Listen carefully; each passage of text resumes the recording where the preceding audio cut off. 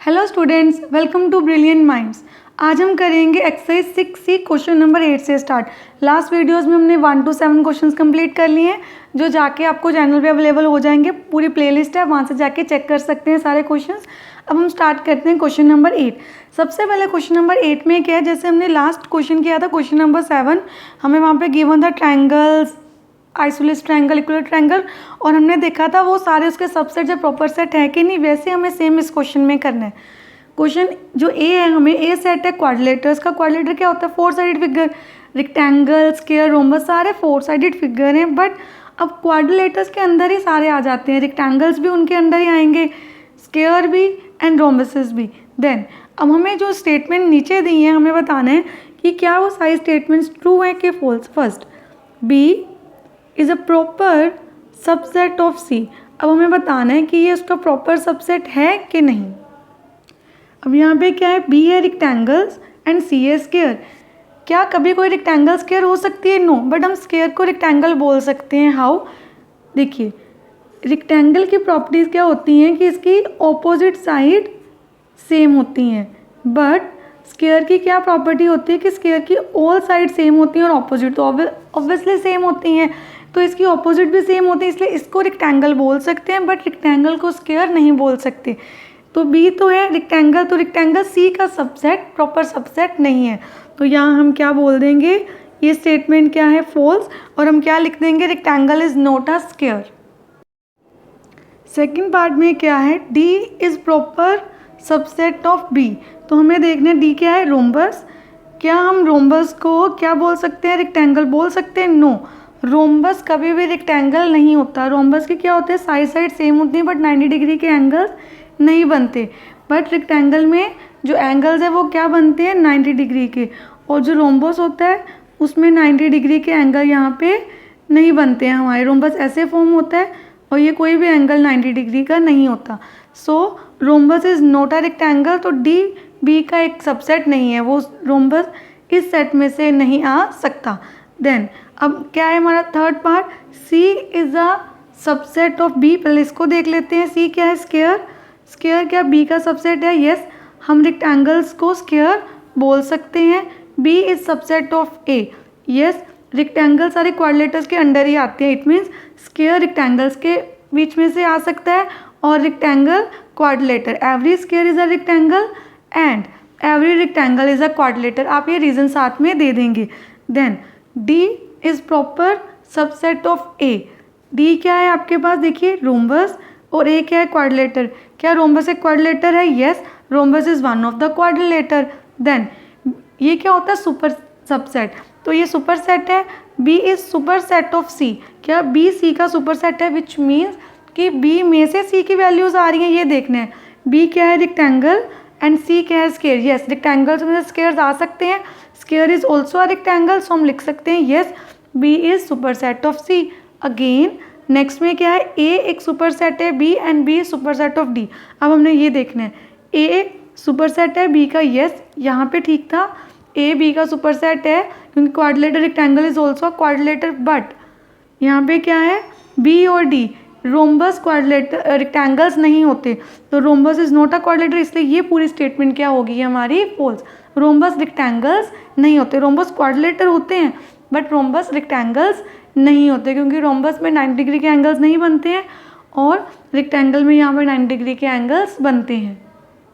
Question number 9 में सबसे पहले हमें एक यूनिवर्सल सेट दिया है। वो सेट क्या है कि x belongs to natural number and x is greater than और equal to 10 and less than और इक्वल टू 35। और नेचुरल नंबर्स में हमने पहले इसकी वैल्यूज़ लिख लेते हैं। अब आपके पास आपके यूनिवर्सल सेट की जो एलिमेंट्स है वो क्या आ रहे हैं? लेस देन, ग्रेटर देन और equal to 10, 11, 12, 13, 14 and so on.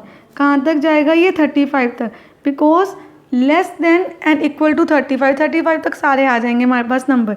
अब सबसे पहले जो हमें इन्होंने क्वेश्चन में दी है ए सेट, वो क्या है हमारे पास?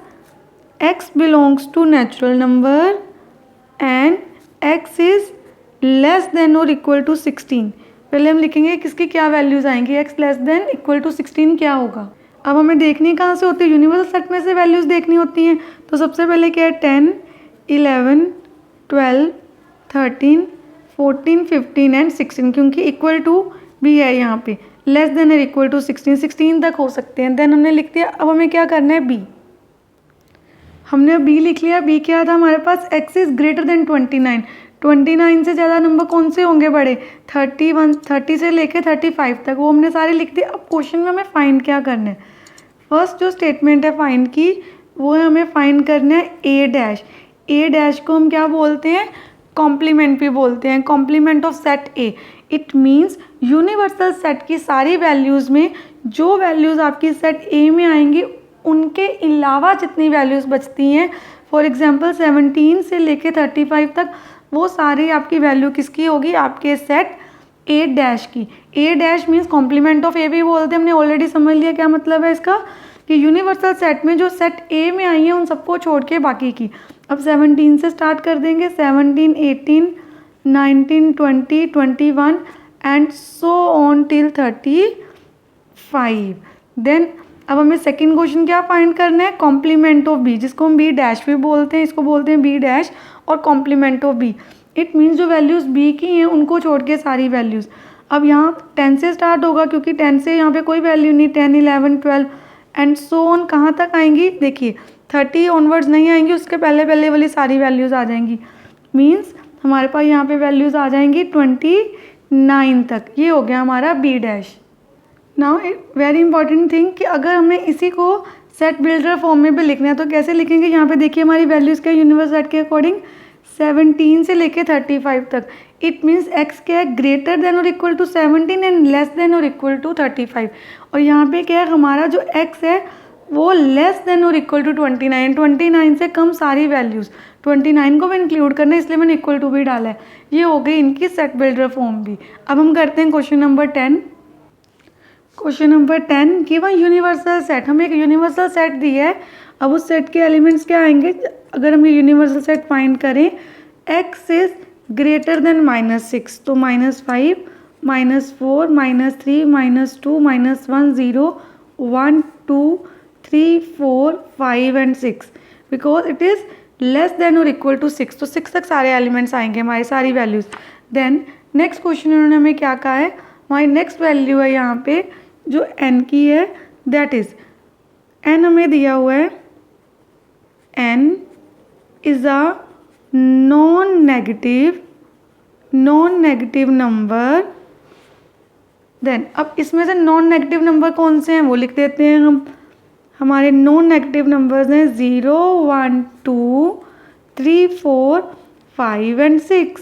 देन अब नेक्स्ट क्वेश्चन आ गया हमारा इसी में, sorry next part, that is x such that x is a non positive number.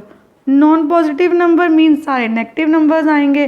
अब नेगेटिव नंबर कौन कौन से हैं हमारे पास, -5, -4, -3, -2 एंड -1।